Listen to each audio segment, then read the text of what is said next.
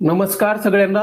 Good morning. पुन्हा एकदा आपण आज हे जे लेक्चर आहे किंवा व्हॉइस चॅट आहे त्यामध्ये आपलं बेसिक म्हणजे आपली राज्यसेवा पूर्व परीक्षा 2022 जी 21 ऑगस्टला आहे त्याला आता 92 दिवस उरलेले आहेत.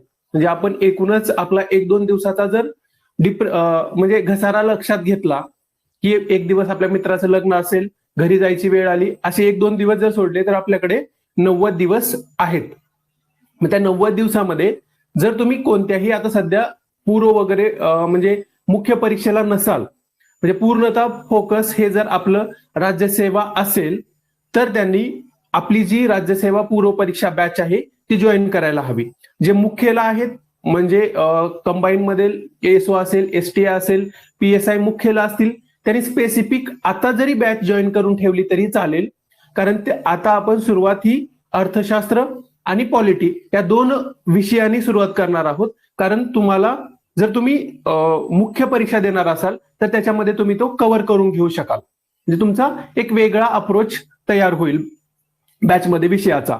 त्यानंतर दुसरी बाब आहे की आपली म्हणजे तुम्हाला बॅच बद्दल खूप प्रश्न होते की बॅच केव्हा चालू होणार आहे, किती वाजता असेल. तर त्याच्याबद्दल मी एक थोडा गोषवारा सांगतो. आपले जे लेक्चर आहे त्याला सुरुवात करतो. आपली बॅच उद्यापासून सुरुवात होणार आहे म्हणजेच 23 मे 2022 पासून. आपल्या बॅचचा वेळ सकाळी 6:30 वाजता ते सकाळी 8 म्हणजे 1.5 तास आपलं दररोज लेक्चर चालणार आहे. म्हणजे 1.5 तास तुम्हाला सकाळी 6:30चं जर लेक्चर असेल तर तुम्हाला 5:30 किंवा 6च्या दरम्यान उठून फ्रेश व्हावं लागेल. आणि आपलं हे लेक्चर कसं असणार आहे तर आपल्या अँड्रॉइड ऍप आहे एमपीएससी ग्रो टुगेदर याच नावाचं आपलं ऍप आहे. त्या ऍपवरती आपलं दररोज लाईव्ह लेक्चर होणार आहे. जर तुम्ही लाईव्ह लेक्चरला अटेंड राहिला नसाल तर तुम्हाला त्याची रेकॉर्डिंग ऐकता येईल. रेकॉर्डिंग ऐकणं हे तुम्हाला आणखी म्हणजे रेकॉर्डिंग जर तुम्हाला ऐकायची असतील रिपीट तरीही तुम्ही ऐकू शकता. राज्यसेवा पूर्व परीक्षेपर्यंत तुम्ही कितीही वेळा ते लेक्चर्स ऐकू शकता, त्याच्याबद्दल काही बंधन नाही. फक्त एकच लक्षात ठेवा की तुम्ही पैसे देऊन तुम्ही लेक्चर्स घेतलेले आहात तर ते फक्त तुम्ही ऐकावे इतकी अपेक्षा आहे आणि तितकं सहकार्य करावं हीच तुमच्याकडनं अपेक्षा. त्यानंतर जे लेक्चरला जॉईन करणार नाहीत म्हणजे जास्तीत जास्त ते जर ऑफलाईन ऐकत असेल तर त्यांना थोडं विचार करा की ऑनलाईन लेक्चरमध्ये एक वेगळं आपण म्हणजे लक्ष देऊन असतो की ऑफलाईन रेकॉर्डिंग ऐकल्यामध्ये तितकं लक्ष नसतं. आपण आपल्याला वाटलं की 1 तास पाहिला मग निघून जा, अर्धा तास पाहिला की आपण उठून जातो, तर तितकं आपलं अटेन्शन राहत नाही. तर तुम्ही लाईव्ह लेक्चर ऐकावं हीच अपेक्षा. त्यानंतर आपण प्रत्येक सब्जेक्ट वाईज लेक्चर्स घेणार आहोत. एक सब्जेक्ट आपण कव्हर करणार आहोत. नॉर्मली आपण टार्गेट ठेवलंय की 10 दिवसामध्ये राज्यसेवा पूर्व परीक्षेसाठी जितकं म्हणजे आपल्याला कमीत कमी मटेरियलमध्ये व्यवस्थित तयार करता येईल, रिव्हिजन ही व्हायला पाहिजे आणि परीक्षेत मार्कही यावे अशा दृष्टिकोनातून आपण 10 दिवसासाठी एक विषय टार्गेट ठेवलेला आहे. त्या 10 दिवसामध्ये तो विषय कंप्लीट करून घेणं माझी जिम्मेदारी. सोबत तुम्हाला सुद्धा दररोज टार्गेट्स दिले जाणार आहेत की म्हणजे तुम्हाला काय करायचंय की कोणत्या विषयाचे शॉर्ट नोट्स काढून ठेवायचे, काय साईडला करायचं आहे, ज्या मी नोट्स देईल त्याच्यामध्ये काय ऍडिशन करायचं आहे तुम्हाला, ह्या सर्व बाबी आपण काय करणार आहोत त्या लेक्चरमध्ये शेअर करणार आहोत. तुम्हाला फीस फक्त 1600 आहे प्लस ऍपचे चार्जेस असतात 42 रुपये असे टोटल 1642 रुपये पे करायचे आहेत अँड्रॉइड ऍपवरतीच. ऍपवरती जाऊन तुम्हाला आता सवय झालेली आहे की कोर्स बाय करणं हे तुमच्यासाठी नॉर्मल आहे आणि ते तुम्ही अँड्रॉइड ऍपवरती आपल्या जाऊन बाय करायचं आहे आणि जेव्हा लेक्चर चालू होतील तेव्हा तुम्हाला नोटिफिकेशन येईल आणि जॉईन करायचं आहे. आणि जर तुम्हाला लेक्चर नेटवर्कमुळे प्रॉब्लेम आला असेल तर ऑफलाईन डाउनलोड करून सुद्धा तुम्ही ऐकू शकता. हे झालं आपल्या कोर्स बद्दल. कोर्स बाबत आता इतकी जास्त चर्चा मला तर वाटत नाही याच्यापेक्षा जास्त करायला हवी. त्यानंतर पुढचा विषय की आपल्याला नवीन जो सिलेबस आलेला आहे आयोगाचा तुम्ही सर्वांनी पाहिला असेल. तर नवीन सिलेबस नुसार कोणते कोणते टॉपिक आलेले आहेत आणि आता तुम्हाला तर माहितच आहे की काय झालंय, जीएसचं वेटेज खूप मोठ्या प्रमाणात वाढलेलं आहे. आता सीसॅट क्वालिफाय झाला याचा अर्थ तुम्ही गाफील राहून चालत नाही. त्याच्यासाठी तुम्हाला तयारी करावीच लागते. कारण आयोग जर युपीएससीच्या धर्तीवरती जर सीसॅट आणला तर युपीएससी प्रमाणे जर सीसॅट म्हणजे सीसॅट क्वालिफाय युपीएससी प्रमाणे केलेला आहे आणि युपीएससीला जशा पद्धतीने आता क्वालिफाय झाल्यानंतर पॅसेज येतात किंवा सीसॅटचा पेपर येतो, तसा जर चुकून पेपर आला तर त्यावेळेस आपल्याला प्रॉब्लेम निर्माण करू शकतो. मग कितीतरी मित्र आहेत की ते फक्त आणि फक्त सीसॅटमुळे त्यांची UPSC प्री निघत नाही. UPSC प्रीचा प्रॉब्लेम त्यांना त्याच्या सीसॅटमुळे होतो. तर तुम्ही सीसॅटला इतकं ग्रँटेड घेऊन चालणार नाही. तर तुम्हाला काय करावं लागेल, त्याचाही थोडा अभ्यास करत राहणं, मॅथचे प्रॉब्लेम्स असतील ते सॉल्व्ह करणं, त्याच्यानंतर त्याच्यामध्ये आपल्या ट्रिक्स बनवणं, ह्या गोष्टी तुम्ही करत असायलाच हव्या. कारण तुमच्याकडे 90 दिवस खूप मोठा पिरियड आहे. 90 दिवसामध्ये नवीन सुरुवात करणारा मुलगा सुद्धा GS मध्ये चांगला स्कोर करू शकतो, जर त्याला योग्य मार्गदर्शन आणि त्याने योग्य एफर्ट्स घेतले तर. ह्या 2 गोष्टी त्याला क्रायटेरिया आहेत. आता सुरुवात करूया. तुम्ही आपल्याला जे आयोगाने नवीन अपडेटेड सिलेबस दिलेला आहे ती कॉपी जरी ओपन केली तरी म्हणजे बरं आहे की तुम्हाला ते मी वाचत असताना किंवा मी सांगत असताना तुमच्यासाठी एक समोर हे असेल. त्याच्यानंतर आता आपल्याला एक माहिती आहे, सीसॅट क्वालिफाय झाले, 33% मार्क घ्यायचे आहेत. त्याच्यानंतर 1/4 आता आपल्याला निगेटिव्ह आहे. त्यानंतर डिसिजन मेकिंगचा पोर्शन राहणार आहे. आयोगाने तसं मेन्शन सुद्धा केलंय, कारण तुम्हाला 12.5 मार्क हे विदाऊट निगेटिव्ह आणि तुम्ही घेऊ शकता. तुम्हाला 12.5 मार्क तुम्हाला देणगी म्हणून किंवा एक बोनस म्हणून दिलेले आहेत. आता आपण येऊया सिलेबस वरती. राज्यसेवेसाठी 7 पॉइंट्स मध्ये आयोगाने सिलेबस दिलेला आहे. त्यातला पहिला पॉइंट आहे, तुम्ही जर ओपन केलेली नसेल PDF,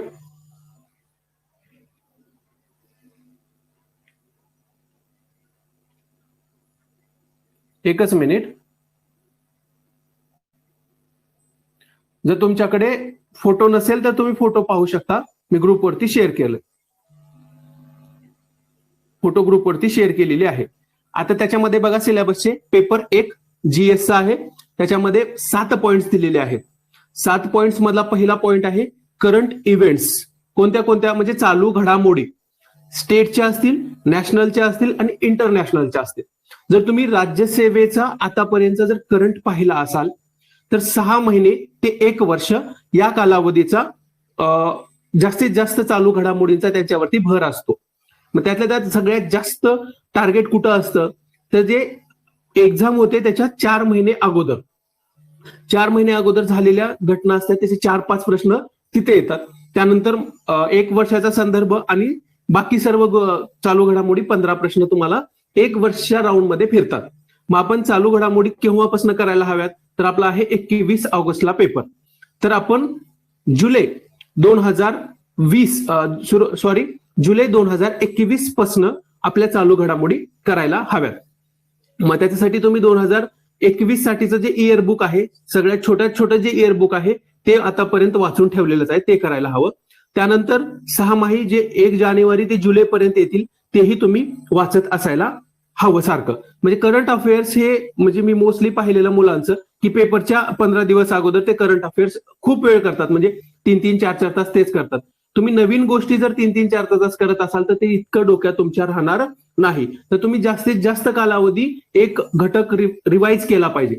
म्हणजे चालू घडामोडीचं इयर बुक जर तुम्ही 4-5 वेळेस रिवाइज केलेलं असेल आणि प्रत्येक महिन्याच्या मासिक जानेवारी ते जुलैपर्यंतचे जे मासिक आहेत ते जर तुम्ही दररोज 1-2 तास, अर्धा तास चालता बोलता फिरता वाचत असाल तर तुम्हाला ते परमनंट आणि परीक्षेत आठवणार आहे.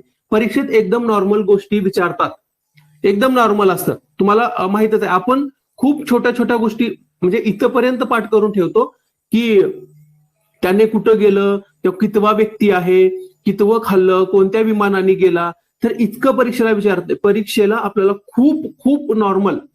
खूप नॉर्मल प्रश्न विचारले जातात. आता लास्ट टाइम जर तुम्हाला माहित असेल तर HRD म्हणजे आपलं HDI ह्युमन डेव्हलपमेंट इंडेक्स आहे, त्याच्यातलं थीम आपल्याला पाठ असायला हवी.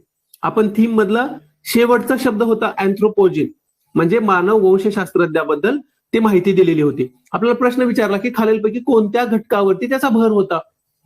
बरोबर आहे, खालीलपैकी कोणत्या घटकावरती भर होता. आपण खूप पाठ करतो परंतु शब्द लक्षात राहत नाहीत.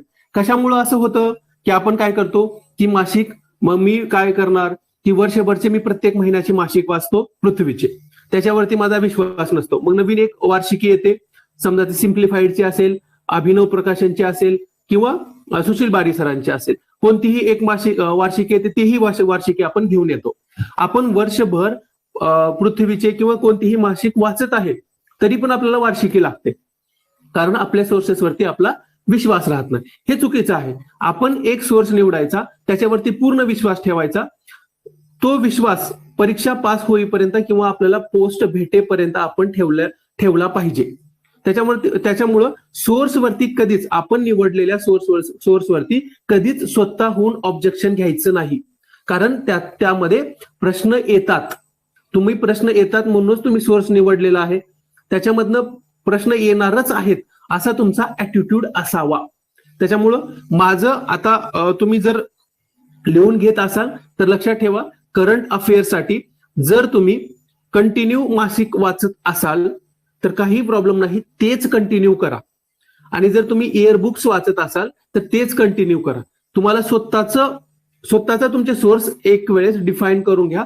तर 3 महिने पूर्वी जर तुमचे सोर्स कंप्लीट झालेले असतील की मला हेच वाचायचं आहे करंट अफेअर्सला, तर तुम्हाला प्रॉब्लेम येणार नाही. तुम्ही एकदम तुमची कन्सेप्ट क्लॅरिटी असणार आहे. त्यामुळं सोर्स डिफाईन करा. आता माझा सोर्स सांगतो की मी देवा जाधवर सरांचं 6 माही 3 माही येतं ते वाचतो, त्यानंतर एखादं इयर बुक, बरोबर. आणि यालाच काय करायचं, जास्तीत जास्त वेळेस रिवाइज करायचं. आता तुम्ही तुमचा जो सोर्स असेल तो आताच लेक्चर चालू असताना लिहून ठेवा आणि त्यालाच फायनल करून टाका. त्याच्या व्यतिरिक्त काहीही वाचायचं नाही. त्याच्यानंतर दुसरा पॉइंट आहे आपला history of India with special reference to Maharashtra and Indian national movement. मग हिस्ट्री ऑफ इंडिया म्हणजे भारताचा इतिहास, महाराष्ट्राच्या विशेष संदर्भासह आणि सांगितलेलं आहे भारताची स्वातंत्र्याची चळवळ.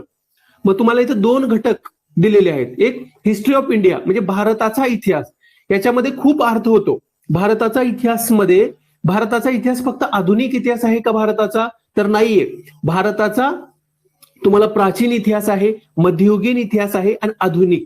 जे भारत हा खूप कालावधीपासून इतिहास आहे भारताला. मग तो तुम्ही खूप मोठ्या रेफरन्स मधनं न वाचता तुम्हाला शॉर्ट्स तुमच्याकडे असले पाहिजेत, नोट्स. आता त्याच्यामध्ये 2 विभाग करून दिलेले आहेत आपल्याला सिलेबसमध्येच. एक हिस्ट्री ऑफ इंडिया आणि इंडियन नॅशनल मुवमेंट.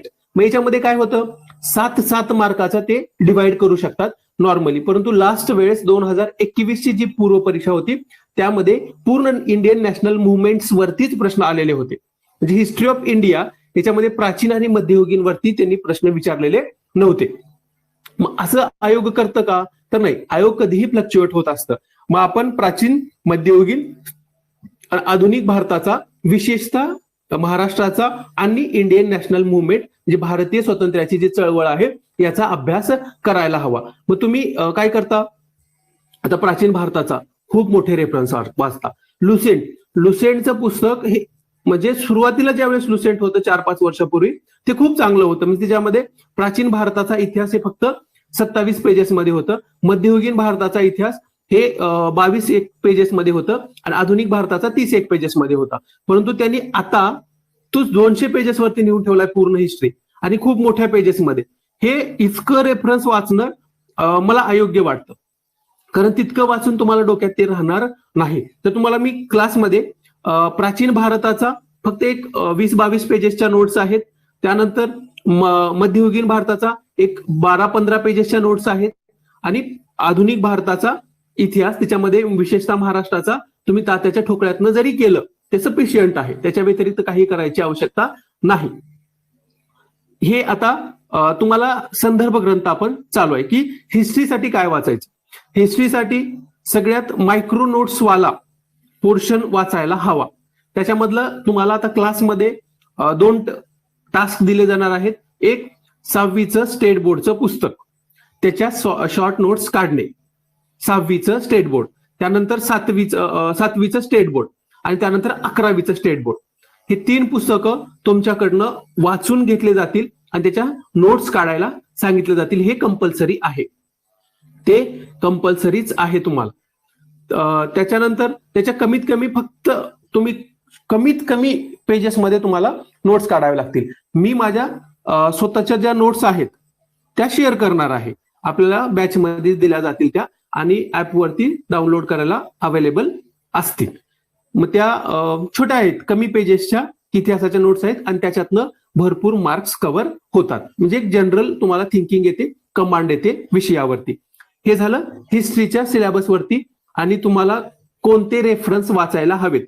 मी सांगेन की मोठे मोठे पुस्तकं वाचण्याच्या पेक्षा हिस्ट्री ऑफ इंडियासाठी प्राचीन, मध्ययुगीन या 2 घटकासाठी 6वी 7वी स्टेट बोर्ड अगोदर कंप्लीट करून घ्यायचं आणि त्याची छोटी डायरीमध्ये 10-10 पेजेसमध्ये नोट्स काढून ठेवायच्या. 10 पेजेसच्या वरती नोट्स गेले नाही पाहिजेत. त्याच्यामध्ये असलेले जे मॅप्स आहेत ते व्यवस्थित पाठ करून घ्यायचे.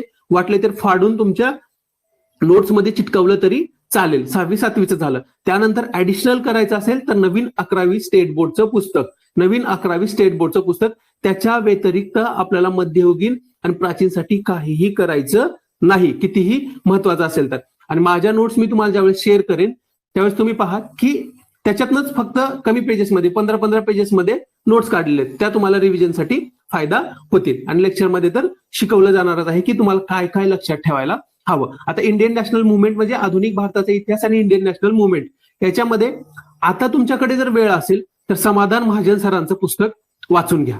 आता वेळ आहे तुमच्याकडे, कारण मेन्सच्या वेळेस तुम्हाला 5 महिने आहेत पुढच्या मेन्सला, परंतु त्यावेळेस तुम्हाला बाकी विषय रिवाइज करायचे असतात. जर तुम्हाला वाटलं तर इंडियन नॅशनल मुवमेंट हा जो घटक आहे, त्याच्यानंतर तुमचे समाज सुधारक असतील, हा घटक तुम्ही समाधान महाजन सरांचं जे पुस्तक आहे जे मेन्ससाठी तुम्हाला फायदेशीर होणार आहे ते आता वाचून घ्या, कारण तुम्हाला मेन्सच्या वेळेस ते रिवाइज करायला फायदा होईल. तुम्हाला मेन्सला जे सोर्स रिवाइज करायचा आहे, मेन्सचे घटक जो सगळे कंप्लीट करून देणार आहे तो आताच वाचून ठेवा.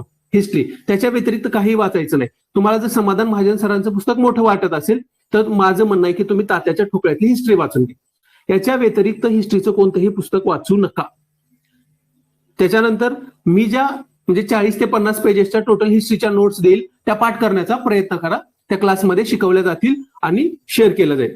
त्यानंतर तुमचा सोर्स हा कंप्लीट झालेला आहे, हिस्ट्री आणि करंट अफेअर्स. आता त्याच्यानंतर पुढचा पॉइंट येतो बघा, महाराष्ट्र, इंडिया आणि वर्ल्ड जिओग्राफी म्हणजे भारत, महाराष्ट्र, भारत आणि जगाचा भूगोल हे तिन्ही तुम्हाला घटक दिलेले आहेत. तर त्याच्यामध्ये कोणते कोणते घटक विचारणार त्यांनी सांगितलेले आपल्याला.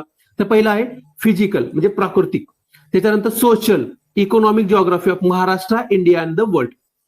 म्हणजे तुम्हाला आम्ही फिजिकल वरती प्रश्न विचारणार, सोशल वरती प्रश्न विचारणार आणि इकॉनॉमिक्स वरती म्हणजे इकॉनॉमिक जिओग्राफी, सामाजिक भूगोल आणि फिजिकल जिओग्राफी ह्या 3 घटकावरती, ते पण महाराष्ट्रावरती विचारणार, इंडियावरती विचारणार आणि वर्ल्ड वरती विचारणार.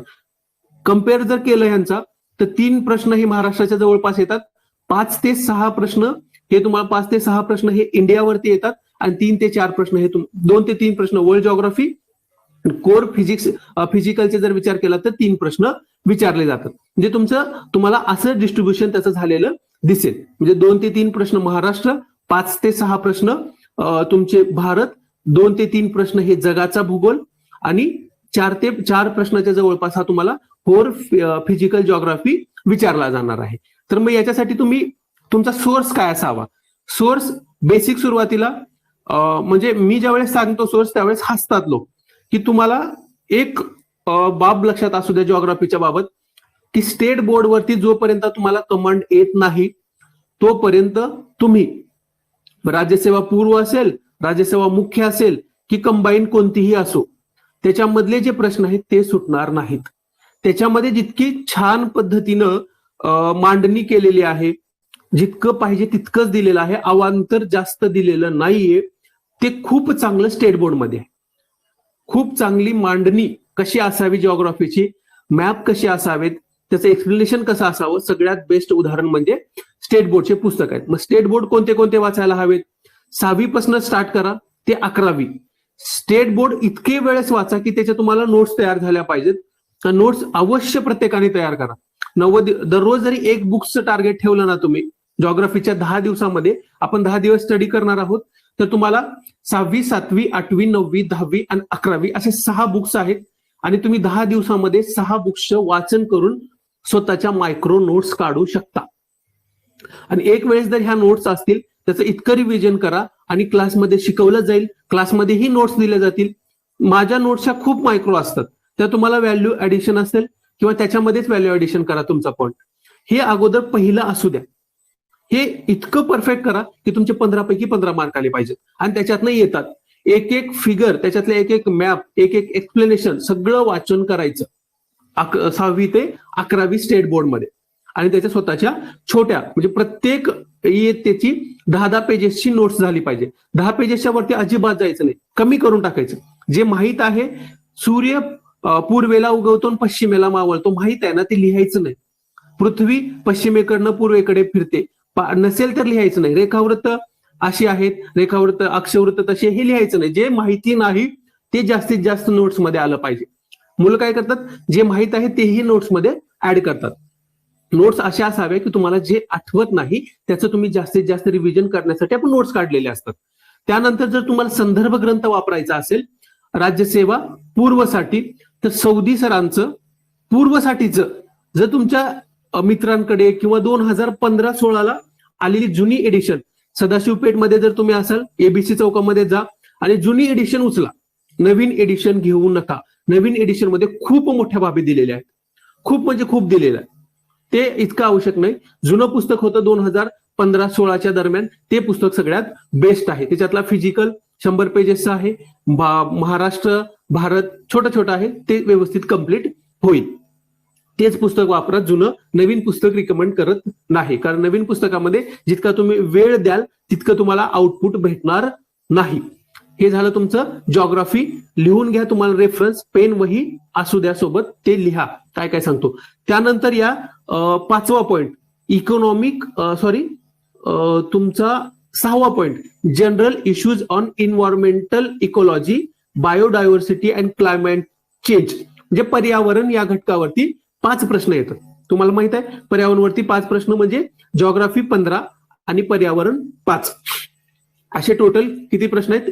20 प्रश्न हे तुम्हाला भूगोल आणि पर्यावरणवरती येतात. तर पर्यावरणचा घटक कशातनं अभ्यास करायचा, तर आताच एक रेफरन्स तुमचा कंप्लीट करून घ्या की तुम्हाला कोणतं बुक्स वापर करायचा आहे. कारण पर्यावरण हा घटक 12 ते 13 मार्क्सला तुम्हाला मेन्सला येतो. म्हणजे तुमचा आता जे सोर्स असेल तो 100% तुमचा तोच असेल पूर्व आणि मेन्ससाठी. त्यामुळे तुषार घोरपडे सरांचं जर बुक्स असेल तर ते बुक्स तुम्ही कंप्लीट करू म्हणजे साईडला करून ठेवा आणि एक वेळेस आता चांगली रिडिंग करा. म्हणजे 2 दिवसामध्ये रिडिंग करा त्याची व्यवस्थित. तुम्हाला जे जे लक्षात ठेवायचं आहे, ज्या गोष्टी पाठ करायच्या आहेत त्या पाठांतरावरती भर द्या, मॅप काढण्यावरती भर द्या. आणि पूर्वला काय विचारतं तर प्रदूषणावरती 2 प्रश्न असतात. एक IUCN इंटरनॅशनल युनियन ऑफ कन्झर्वेशनचं जे आहे त्याच्यामध्ये कोणता प्राणी वनस्पती प्राणी कोणता धोकादायक आहे त्याच्या अशावरती एक प्रश्न येतो. आणि एक इन्व्हायरमेंटल इकोलॉजी किंवा पर्यावरण आणि परिस्थितिकेवरती 2 प्रश्न. म्हणजे असे 5 प्रश्नाची त्यांनी विभागणी केलेली असते. आणि ह्याच घटक पर्यावरण तुम्हाला मिनिमम 12 ते मॅक्झिमम 17 पर्यंत तुम्हाला राज्यसेवेला येतो. त्यामुळं तुमचा हा घटक आणि तुमचं जे सोर्स आहे वाचन करण्याचं ते कम्प्लीट करून घ्या हातात. त्यामुळं रिपीट चेंज होणार नाही. नंतर एखादा टॉपर म्हणतो की हे वाचा ते वाचा, डबल चेंज करायचं नाही मेन्सच्या वेळेस. हेच वाचून झालेलं पुस्तक फक्त तुम्हाला रिव्हिजनसाठी राहिलं पाहिजे. माझ्या नोट्स असतील एक 12-13 पेजेसच्या, ज्या पूर्वला तुम्हाला एकदम परफेक्ट असतील, त्या लेक्चरमध्ये कव्हर करून देईल. त्याच्या व्यतिरिक्त तुम्हाला काय करायचंय की जास्तीत जास्त तुमचं एक पुस्तक कंप्लीट करून घ्यायचं आहे. त्यातलं तुम्हाला सांगितलेलं आता इन्व्हायरमेंटसाठी एकच पुस्तक आहे तुषार घोरपडे सरांचं, ते तुम्ही एक पुस्तक कंप्लीट करून घ्या ह्या पूर्वच्याच कालावधीमध्ये. म्हणजे तुम्हाला एक पुस्तक आता 5 मार्क आणि नंतर 12 ते 17 या दरम्यानचे मार्क देणार आहे. त्यामुळे आता जॉग्राफी झालं आणि तुमचं पर्यावरण हे 2 घटक झालेले आहेत. त्यानंतर पुढचं बघा 4था नंबरचा घटक पहा तुम्ही, महाराष्ट्र आणि इंडिया. महाराष्ट्र आणि भारत दोघांचीही काय काय विचारण्यात येते, पॉलिटी आणि गव्हर्नन्स. पॉलिटी ही प्रश्न आहे आणि गव्हर्नन्सचेही प्रश्न येणार आहेत. त्याच्यामध्ये काय कॉन्स्टिट्यूशन वरती प्रश्न येणार आहेत, पॉलिटिकल सिस्टीम वरती प्रश्न विचारणार आहेत, पंचायत राज वरती प्रश्न, पंचायत राज दोन्ही पण शहरी आणि ग्रामीण. त्याच्यानंतर पब्लिक पॉलिसी आणि राईट इश्यू. आपण पॉलिटी म्हणलं की एकच करतो की कोळंबे सरांचं पुस्तक, आणि पंचायत राजवरती आपण लक्ष देत नाही. पण मागच्या 2 जर पूर्व परीक्षा तुम्ही पाहिल्यात आणि कंबाईनच्याही परीक्षा जर पाहिल्या तर आयोग जे 10 प्रश्न असतात कंबाईनला असतील राज्यसेवेला असेल याच्यावरती काय करतोय, म्हणजे तुम्हाला पॉलिटी ह्या घटकावरती आपण पंचायत राज हा पाहत नव्हतो, इतके दिवस आपण अभ्यास करत नाही. तर आता पूर्वमध्ये सुद्धा पंचायत राजवरती डीप मध्ये प्रश्न यायला लागलेले आहेत. त्यामुळं आणि इथं तुम्हाला किती 2 मार्काला पंचायत राज आहे, परंतु मेन्स मध्ये तुम्हाला ते 11 मिनिमम ते मॅक्झिमम 15 मार्काला पंचायत राज येतं. मग त्याच्यासाठी तुम्हाला पंचायत राज हे डिफाईन्ड सोर्स करून घ्या तुमचं. म्हणजे तुम्ही सर्वजण काय करता, किशोर लवटे सरांचं पुस्तक वाचता किंवा खूप मोठे मोठे पुस्तक आहेत, पण माझा एक सोर्स सांगेन की त्यातनं तुम्ही करायला हवं. कारण शॉर्ट बट स्वीट मध्ये खूप चांगलं पुस्तक आहे. मनोज राऊत सरांचं चाणक्य मंडळचं पुस्तक आहे. खूप कमी पेजेसचं, म्हणजे तुम्ही 2 तासामध्ये ते पूर्ण पुस्तक डिटेल वाईज, म्हणजे प्रत्येक घटकाचं डिटेल अभ्यास तुम्ही 2 तासामध्ये त्या पुस्तकाचा करू शकता, नॉर्मल जर तुमची स्पीड असेल तर. म्हणजे 2 तासामध्ये तुम्हाला पूर्वला 2 मार्क आणि मेन्सला 11 मिनिमम ते मॅक्झिमम तुमचे 15 मार्क देणारं जर कोणतं पुस्तक म्हणजे रिवाइजला सोपं आहे, समजायला सोपं आहे आणि आपल्याला कमी वेळ पण जातं, तर पंचायत राजला ते करा. त्यानंतर तुमचं राहिला प्रश्न पॉलिटीचा, तर पॉलिटीला 2 पैकी कोणतंही एक आतापर्यंत जे केलेलं आहे तेच करा. पहिलं, तुम्ही जर कोळंबे सरांचं पुस्तक वाचा असाल तर तेच वाचन तेच कंटिन्यू करा, पूर्वला पण आणि मुख्यला पण. आणि जर तुम्ही लक्ष्मीकांतचं पुस्तक वाचत असाल तर तेच कंटिन्यू करा. म्हणजे तुमचा जो सोर्स असेल तोच कंटिन्यू असू द्या. लक्ष्मीकांत असेल तर लक्ष्मीकांत, कोळंबे सरांचा असेल तर कोळंबे सर. प्लस मध्ये दोघांमध्ये काय करायचं तुम्हाला, आताच पंचायत राज वाचून घ्यायचं आहे. आपण आपल्या लेक्चरमध्ये पंचायत राज शिकवणार आहोत. मी मोस्टली पाहिलेलं आहे की राज्यसेवेच्या पूर्वच्या बॅचमध्ये किंवा पूर्वचा अभ्यास करत असताना कोणीही पंचायत राज वाचत नाही, परंतु 2-2 मार्क आपण स्किप करून चालत नाही, तर आपल्याला अभ्यास करावाच लागेल. कारण लास्ट टाइम 226, 227.5 अशावरती मुलं होते, त्यांचे एक पॉइंटनी मार्क किंवा पॉइंटनी पूर्वचे रिझल्ट गेलेले आहेत. आता तर तुम्हाला जीएस वरतीच सगळं आहे, तर तुम्हाला एक घटक एकदम पूर्ण मनानी अंतःकरणाने पाठच करावं लागेल आणि त्या सगळ्या गोष्टी तुम्हाला मार्क कन्वर्ट करावे लागतील. कारण तुमचा जीएस चा पॉइंट हा तुमच्या मुख्यसाठी किंवा तुम्हाला मुख्यला बसण्यासाठी किंवा पूर्व पास होण्यासाठी महत्वाचा आहे. त्याच्यामुळं तुमचे 2 सोर्स झाले पॉलिटीचे. तुम्ही जे वाचत असाल ते वाचा, कोळंबे सर किंवा लक्ष्मीकांत. आता पुस्तक चेंज करू नका, तेच पुस्तक कंप्लीट करा. आणि त्यानंतर तुमचा राहिला प्रश्न पंचायतचा, तर पंचायत राज ह्या घटकाचा तर मी रेकमेंड करेन, तुम्ही जर अगोदर कोणतेही वाचत असाल तर ते सोडून द्या पुस्तक. आणि जर तुमचं अगोदर वाचन करत असलेलं जेही पुस्तक तुमच्याकडे असेल ते जर तुमचं 2 तासामध्ये वाचन होत असेल तर ते राहू द्या. जर तुमचं ते 2 तासामध्ये होत नसेल तर तुम्ही एक वेळेस कोणत्याही बुक स्टॉल मध्ये जा आणि मनोज राऊत सरांचं चाणक्य मंडळचं पुस्तक एक वेळेस पाहून घ्या आणि ते रेफर करायचं का नाही ते तुमच्यावरती ठरवा. पण माझं रिकमेंडेशन असेल की पंचायत राजला मनोज राऊत सरांचं असूच द्या तुमच्याकडे. ते 70-80 पेजेसचं 2 तासामध्ये पुस्तक एकदम बेस्ट आहे. त्यानंतर पुढचा टॉपिक आहे बघा, अर्थशास्त्र म्हणजे इकॉनॉमिक आणि सोशल डेव्हलपमेंट. इकॉनॉमिक आणि social development, sustainable development, poverty, inclusion, demographic, social sector initiative. आता बघा प्रश्न तुम्हाला इकॉनॉमिक्स हा घटक कसा सांगितलेला त्यांनी, इकॉनॉमिक्स आणि सोशल डेव्हलपमेंट विचारलं म्हणजे तुमच्या डेव्हलपमेंटवरती प्रश्न विचारणार. मग तुमचा सस्टेनेबल डेव्हलपमेंटवरती, शाश्वत विकासावरती तुम्हाला प्रश्न प्रत्येक परीक्षेच्या वेळेस दिसतील 2 ते 3 मार्क. पॉवर्टीवरती 1 ते 2 प्रश्न अवश्य असतात. इन्क्लुझिव्ह म्हणजे सगळ्यांना मिक्स करून घेण्यासाठी कोणत्या स्कीम्स आहेत का, शासनाचे कोणते इनिशिएटिव्ह आहेत का, शासन काय करतं याच्यावरती प्रश्न विचारतात. आणि त्यानंतर दुसरा आहे तुमचा डेमोग्राफी म्हणजे लोकसंख्येवरती 2 प्रश्न तरी अख्ख्या 100 मध्ये, एक जिओग्राफीमध्ये आणि एक इकॉनॉमिक्स मध्ये असे 2 प्रश्न तुम्हाला हमखास येतात. त्यानंतर सोशल सेक्टर इनिशिएटिव्ह म्हणजे सामाजिक क्षेत्रातल्या काही म्हणजे सुधारणा आहेत का, म्हणजे इकॉनॉमिक्स वरती 5-6 प्रश्न आणि सोशल डेव्हलपमेंट मध्ये दिलेले पुढले पॉइंट्स याच्यावरती 5-6 प्रश्न, असे टोटल तुम्हाला 15 प्रश्न येतात. मग इकॉनॉमिक्स मध्ये कोणते येतात, सार्वजनिक वित्त असेल, राष्ट्रीय उत्पन्न असेल, या घटकावरती येतात. आपण इकॉनॉमिक्स तरी व्यवस्थित कव्हर करणारच आहोत आता, आणि त्यासोबत सोशल म्हणजे इन्क्लुझिव्हचा जो घटक आहे तेही करणार आहोत. आता बघा सगळ्यात महत्वाचं की तुम्ही पहिलं की आता सोर्स हा घटक तुमच्या इकॉनॉमिक्ससाठी खूप प्रॉब्लेम करणार आहे मुलांचा. हे काय करतात, कोळंबे सरांचे पुस्तक बेस्ट आलेलं आहे मार्केटमध्ये, त्यानंतर देसले सरांचं पुस्तक आहे आणि त्यानंतर नवीन आलेलं अध्ययन अकॅडमीचं ठाकूर सरांचं पुस्तक. आता याच्यामध्ये सगळ्यात प्रॉब्लेम होतो की कोणतं पुस्तक घ्यायचं, काय वाचायचं. पूर्वला आपण वाचतोय आणि इकॉनॉमिक्स मध्ये विचारतोय. तुम्ही पूर्वचा सिलेबस व्यवस्थित पाहत नाही इकॉनॉमिक्सचा. त्यांनी काय सांगितलेलं आहे, अर्थशास्त्र आणि सामाजिक म्हणजे सोशल डेव्हलपमेंट म्हणजे सामाजिक विकास, अर्थशास्त्र आणि सामाजिक विकास या दोन घटकावरती आम्ही प्रश्न विचारणार आहोत. मग आपण काय करतो, फक्त आपण वाचतो अर्थशास्त्र. मग तेच त्याच्यातलेच अर्थशास्त्र म्हणजे काय, राष्ट्रीय उत्पन्न, त्याच्यानंतर आपला सार्वजनिक वित्त, परकीय व्यापार, वर्ल्ड बँक हे वापरतो. पण आपण शाश्वत विकास या घटकावरती 6-7 प्रश्न येतात, ते आपण म्हणजे इतकं डीपली तितकं रिव्हिजन करत नाही. वाचतो तुमच्या वाचण्यावरती, असं तुम्ही वाचत नाही असं म्हणत नाही, परंतु तितकं वाचन नाही, तितकं रिव्हिजन आपण करत नाही. बरोबर, वाचतो आपण, फक्त वाचतो. वाचण्यापेक्षा आपला सगळे घटक रिवाईज झाले पाहिजेत, हे महत्वाचं असतं.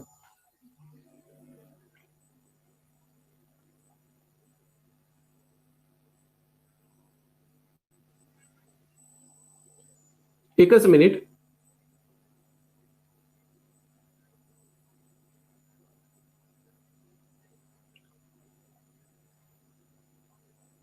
ओके, मग या दोन घटकावरती तुमचा फोकस असायला हवा, इकॉनॉमिक्स आणि सोशल डेव्हलपमेंट. आता तुम्ही बुक्स वाचणार कोणते?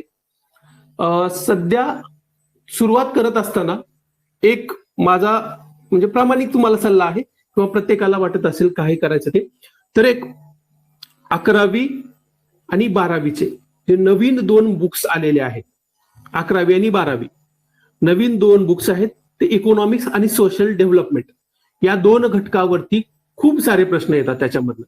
तर 11वी आणि 12वीचे हे 2 स्टेट बोर्डचे नवीन पुस्तक आहेत, ते खरेदी करून घ्या. 50-50 रुपयाला आहे दोन्ही पण, 100 रुपये तुम्हाला येतील. ते पुस्तकं तुमच्या नोट्स टाईप आहेत, म्हणजे तुम्ही नोट्स कशा काढाव्यात ना इकॉनॉमिक्स आणि सोशल डेव्हलपमेंटच्या, त्या तुम्हाला त्याच्यामधनं आयडियल दिसतील. नोट्स टाईप आहेत. 3-3 तासामध्ये पुस्तकं वाचून होतात. 3 तासामध्ये एक पुस्तक, 3 तासामध्ये दुसरं पुस्तक, असे 6 ते 7 तासामध्ये तुमचं ते दोन्ही पुस्तकं वाचून होतात. तर 11वी आणि 12वी स्टेट बोर्ड नवीन बुक्स अवश्य वाचायचेच आहेत. तुम्ही कोणत्याही पूर्व आणि कोणत्याही मुख्यला असा ते वाचा अवश्य. हे एक घटक. आता दुसऱ्यामध्ये तुम्हाला काय करायचं आहे, एक तरी तुम्हाला कोळंबे सरांचं पुस्तक वाचायचं आहे, त्यासोबत देसले सरांचे पहिले 2 टॉपिक डेव्हलपमेंटच्या बुक्स मधलं आणि शाश्वत विकासाचा शेवटचा टॉपिक. त्यानंतर तुम्ही देसले सरांचं आतापर्यंत 4-5 वेळेस पुस्तक वाचलेलं असेल तर तेच कंटिन्यू करा, किंवा तुम्ही अमोल ठाकूर सरांचं पुस्तक वाचू शकता. म्हणजे ह्या जे सोर्स आहेत 3 सोर्स, ह्या 3 सोर्स पैकी एक सोर्स तुम्हाला निवडायचा आहे, त्याच्यावरतीच कमांड आणायचे. म्हणजे जे तुम्ही सोर्स निवडाल तो पहिल्या पेजपासून शेवटच्या पेज पर्यंत वाचायचा पूर्वमध्येच, म्हणजे तुम्हाला मुख्यमध्ये फक्त रिवाईज करायला वेळ भेटेल. आता मुलं काय करतात, ऍग्रीवरती प्रश्न विचारत नाहीत सर. अरे तुझ्याकडे वेळ असेल तर वाचून घे ना बाबा, वेळ असेल तर आपण वाचून घ्यायला हवं, फक्त वाचून घ्यायचं. आणि येणारा जो घटक आहेत पूर्वचे ते आपण साईडला करून ठेवले पाहिजेत, आणि त्याच्यावरती पुन्हा रिव्हिजन करायचं शेवटच्या दिवसात. परंतु आता 90 दिवस आहेत, तर आपण आपल्या मुख्य परीक्षेला जे सोर्स वापरणार आहोत तो सोर्स आता 2-3 वेळेस तरी वाचून व्हायला हवा. म्हणजे तुम्हाला काय होईल की मुख्यच्या वेळेस फक्त तुम्हाला तो रिवाईज करायचा असेल, पाठांतर करणं, मायक्रो नोट्स काढणं, याच्यावरती तुम्हाला फोकस असेल त्यावेळेस.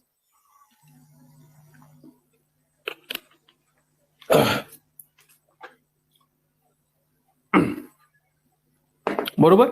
आता मग तुमचा सोर्स ठरलेला आहे. एक 11वी आणि 12वीचं पुस्तक 100% प्रत्येकाने वाचायचंच आहे. दुसरं कोळंबे सर, त्याच्यानंतर देसले सरांचे बुक्स आणि अमोल ठाकूर सरांचं बुक, ह्या 3 पैकी एक बुक तुम्हाला कंप्लीट करायचं आहे वाचून. आणि लेक्चरमध्ये आपण इकॉनॉमिक्स जे पूर्व परीक्षेला येतं ते करून घेणार आहे. त्यानंतर दुसरं की तुम्ही 11वी आणि 12वीचे पुस्तकं आणि त्याच्या शॉर्ट नोट्स तुमच्याकडनं काढून घेण्यात येतील आणि त्या ग्रुपमध्ये शेअर करावे लागेल, हे कंपल्सरी असेल. हे झालं आपला इकॉनॉमिक्स. आता सगळ्यात जास्त आवडणारा आणि सगळ्यांना जास्त मार्क देणारा पोर्शन तुम्हाला सगळ्यांना कोणता आहे? तर जनरल सायन्स तुम्हाला सगळ्यात जास्त मार्क आणून देणारा आणि पूर्व परीक्षेचा आवडीचा विषय आणि त्याच्यामध्ये ज्याला मार्क येतात ना तो पूर्व परीक्षा पास होतो. ज्याला सायन्समध्ये 12+ मार्क येतात निगेटिव्ह जाऊन तो कधीच पूर्व परीक्षा नापास होत नाही. मग त्यासाठी काय करायचं, तुम्ही वाचता, चांगले नावाजलेले पुस्तक आहेत, त्यांना मी नाव ठेवत नाही, ते खूप चांगले पुस्तक आहेत आणि वाचायलाच हवं. पण तुम्ही एक गोष्ट खूप मिस करता किंवा चूक करता, ती म्हणजे स्टेट बोर्ड न वाचणं. 8वी 9वी आणि 10वी हे 3 बुक्स आहेत. या 3 बुक्सचाच रेफरन्स ठेवून लोकांनी पुस्तकं तयार केलेली आहेत आणि आणखी व्हॅल्यू ऍडिशन केलेलं आहे. परंतु तितकं कन्सेप्ट तुम्हाला पाठ होऊ शकतात का, तितके बायोलॉजीची नावं पाठ होतात का, हा प्रश्न अगोदर स्वतःला डोळे झापून विचारा. की अँथ्रोसाइट, फोर्सोसाइट, असलंच तसलंच असे बायोलॉजीचे नावं पाठ होतात का इतके आपल्याला? नाही. तेच घटक इतका रिपीट केलेला, इतका मोठा दिलेला आहे प्रत्येक पुस्तकामध्ये की आपल्याला जे फिजिक्स आणि केमिस्ट्रीवरती साधे घटक आहेत जे पाठ होऊ शकतात, मार्क्स येऊ शकतात, ते सुद्धा अवघड वाटायला लागतो. त्यामुळं स्टेट बोर्ड 8वी 9वी 10वी हे तुम्ही कंटिन्यू वाचायला हवं. याच्यावरती ज्यावेळेस तुम्हाला कमांड येईल, ज्यावेळेस याच्या नोट्स तयार होतील आणि विषय समजून घेतला जाईल, सायन्समध्ये कन्सेप्ट समजतील, त्याच्या खालचे उदाहरणं समजतील, त्याचे आलेले जे चौकोन आहेत, बॉक्स आहेत पूर्ण 8वी 9वी 10वीच्या बुक्समध्ये, ते तुम्हाला पाठ झालेत. त्याच्यामधनं येणारे जितके प्रश्न असतील, एक 12-13 प्रश्न असतील, ते तुम्हाला बरोबर यायला लागलेत, त्यावेळेस मग तुम्ही एक्स्ट्रा रेफरन्स बुक्स वाचू शकता. तोपर्यंत तुम्ही कशावरती फोकस करायला हवं की आपल्या स्टेट बोर्ड्सवरतीच फोकस करायला हवं. तोपर्यंत तुम्ही स्टेट बोर्ड्सवरतीच फोकस करायला हवं. मग माझे एकच सांगणं आहे की 8वी 9वी 10वी हे अगोदर कंप्लीट करा, तेच वाचा. त्याच्यातनं जितके मार्क येतील ते तुमच्या हक्काचे आहेत, त्याच्या व्यतिरिक्त नाही आले तर ते देवाला सोडून द्या. परंतु जर तुम्ही स्टेट बोर्डवरती कमांड आलेली असेल, नवीन स्टेट बोर्ड जर पाहिले तर त्याच्यातनं तुम्हाला 15+ प्रश्न आलेले दिसतात. राहिले 5 ते 6 प्रश्न हे तुम्हाला कोणतंही पुस्तक वाचलं तरी येणार नाहीत. तुम्ही आजपर्यंत जरी वाचले नसतील स्टेट बोर्ड तरी आता वाचा, तुमच्याकडे वेळ आहे, त्याच्या नोट्स काढून ठेवा. तुम्हाला आणखी एक बाब लक्षात ठेवा की जे स्टेट बोर्डचं आहे ना ते तुमचं मेन्स मध्ये सायन्स टेक हा घटक 50% कव्हर करतो. मग त्याच्यामध्ये दिलेले आपत्ती व्यवस्थापनाचे जे हे आहेत टॉपिक्स आहेत शेवटी दिलेले, ते जशाच तसं तुम्हाला काय करतात, आपत्ती व्यवस्थापन मध्ये प्रश्न येतात राज्यसेवेला. त्याच्यानंतर तुमचं ऊर्जा घटक असेल, अणुऊर्जा आहे, पवन ऊर्जा, अशा ज्या घटक आहेत, ऊर्जा, आपत्ती, त्याच्यानंतर बायोटेक, याचे प्रश्न तुम्हाला स्टेट बोर्ड मध्ये आलेले दिसतात. म्हणजे आता सध्या 45 मार्कसाठी आपल्याला सायन्स टेक येतो राज्यसेवेला, तर त्याच्यापैकी 20 मार्क हे तुम्हाला आताच कव्हर होणार आहेत स्टेट बोर्डच्या पुस्तकातनं. म्हणजे पुढचे 20 मार्क आणि आताच्या 20 मार्कसाठी तुम्ही स्टेट बोर्ड वाचायला हवं, त्याच्यावरती कमांड यायला हवी. मग माझं एकच रेफरन्स बुक सांगणं असेल की तुम्ही स्टेट बोर्ड स्वतःचे खरेदी करा, व्यवस्थित वाचून घ्या. बरोबर. त्याच्या व्यतिरिक्त जर तुम्हाला वाचायचं असेल तर तुम्ही तुमचा सोर्स निवडू शकता. मार्केटमध्ये खूप चांगले बुक्स आहेत. हे झाले आपले बुक्स आणि सिलेबस डिकोडेड. म्हणजे इतका सिलेबस आपल्याला आणि इतक्या बाबी लक्षात असायला हव्यात. आता सिलेबस रिलेटेड काही प्रश्न असतील तर ते तुम्ही 2 मिनिटात विचारू शकता तुमचे मेसेज वगैरे करून. त्याच्या व्यतिरिक्त काही नसेल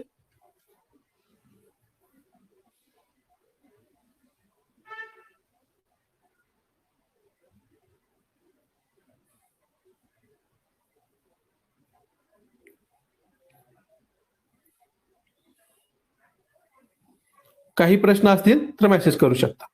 नसेल तर आपण काय करू, पुढचा घटक